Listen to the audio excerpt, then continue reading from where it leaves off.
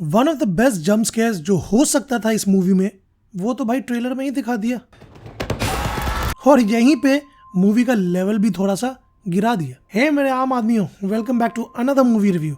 और इस बार मैं रिव्यू कर रहा हूँ इंसीडियस द रेड डोर को, जो इस फ्रेंचाइजी का 5th पार्ट है। देखिए गाइस, हॉरर जॉनर को भाई कुछ हो गया है, कोई भी इंप्रेसिव हॉरर मूवीज बना ही नहीं पा रहा है। इंसीडियस मेरा फेवरेट हॉरर फ्रेंचाइजी है, जिसका पहला 2 पार्ट्स का तो मैं डाई हार्ड फैन हूँ, लेकिन धीरे धीरे इस फ्रेंचाइजी का level and level of square completely खत्म हो रहा है। पैट्रिक विल्सन जो जॉश लैम्बर्ट का रोल प्ले कर रहे हैं, वो इस मूवी के डायरेक्टर भी हैं, जो इसी मूवी से अपना डायरेक्टोरियल डेब्यू भी किए हैं, जो अनफॉर्चुनेट था उनके लिए, क्योंकि इस मूवी का स्क्रिप्ट उनके डायरेक्शन को जस्टिस नहीं दे पाता है।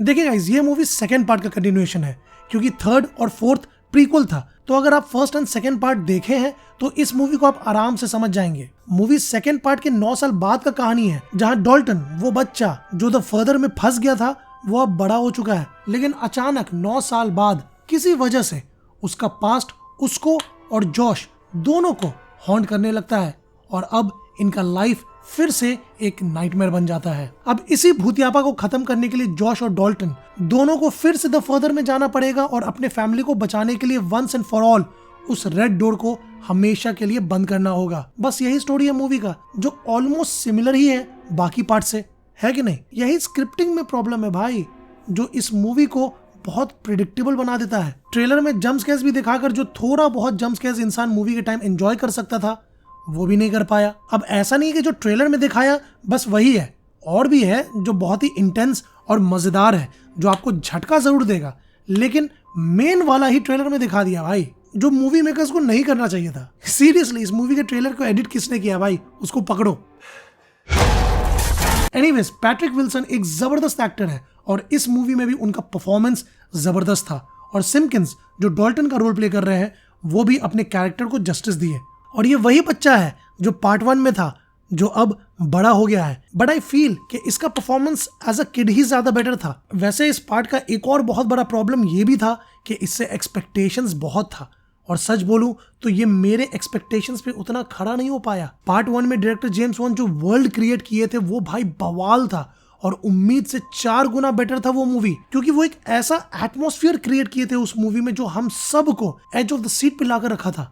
अब इस पार्ट में दुनिया वही है, लेकिन वो एटमॉस्फेयर, वो जादू क्रिएट नहीं हो पाया, जो मुझे बहुत ही डिसअपॉइंट कर दिया। पार्ट 1 एंड पार्ट 2 मूवी को जिस तरह से डायरेक्टर कनेक्ट किए थे, वो तो भाई मेरा होश ही उड़ा दिया था, और इसी कनेक्शंस का मैं बहुत बड़ा फैन हूं कि भाई पार्ट 1 में कुछ हुआ था जिसका एक्सप्लेनेशन पार्ट 2 में दिखाया था। सीरियसली, एक सीन है जहां पार्ट 1 में एक डोर खुलता है, और उसके खुलने से मूवी के कैरेक्टर्स चौंक जाते हैं, और वो दरवाजा क्यों खोला था उसका एक्सप्लेनेशन पार्ट 2 में दिखाया था। यही कनेक्शंस, यही छोटे छोटे कनेक्शंस इंसीडियस पार्ट 1 और पार्ट 2 को ग्रेट बनाता है। अब इस पार्ट को भी वैसे ही कनेक्ट करने का कोशिश किया गया, लेकिन अनफॉर्चुनेटली भाई, अनफॉर्चुनेटली ये फोर्स्ड लग रहा था। ऐसा लगा कि डायरेक्टर जानते हैं कि ऑडियंस को ये कॉल बैक्स और कनेक्शंस बहुत पसंद है, तो भाई चलो डाल ही देते हैं ऐसा ऐसा सीन्स। लेकिन भाई बिना मतलब का सीन्स नहीं ना चाहिए भाई, कुछ एक्सप्लेनेशंस तो दो, कोई रीजनिंग तो दो। और तो और अप्रोक्सीमेटली 2 घंटे का ये मूवी स्टार्ट ही होता है थोड़ा स्लो, लेकिन धीरे धीरे पेस जरूर पकड़ता है, बट डराने में उतना कामयाब नहीं हो पाता है। बट स्टिल मैं इस पार्ट को पार्ट 3 से भी बेटर कंसिडर करूंगा, क्योंकि part 3 was an absolute disaster. But हाँ, इस पार्ट के जंप स्केयर्स को मैं क्रेडिट जरूर दूंगा, क्योंकि वो जेन्युइनली स्कैरी था, और आपको जोर का झटका धीरे से जरूर लगेगा। इसलिए अगर आप इंसीडियस फ्रेंचाइजी के फैन हैं तो आप इस मूवी को देख ही लीजिए, और अगर फैन नहीं है तो you can skip this one. और मुझे कमेंट करके जरूर बताइए कि आप मेरे इस रिव्यू से अग्री करते हैं कि नहीं, और चैनल को सब्सक्राइब करके बेल आइकन दबाना मत भूलिएगा। तब तक के लिए मिलते हैं आपसे Insta, Facebook, Twitter and thread पे, या फिर मेरे नेक्स्ट वीडियो में। Thank you guys for watching.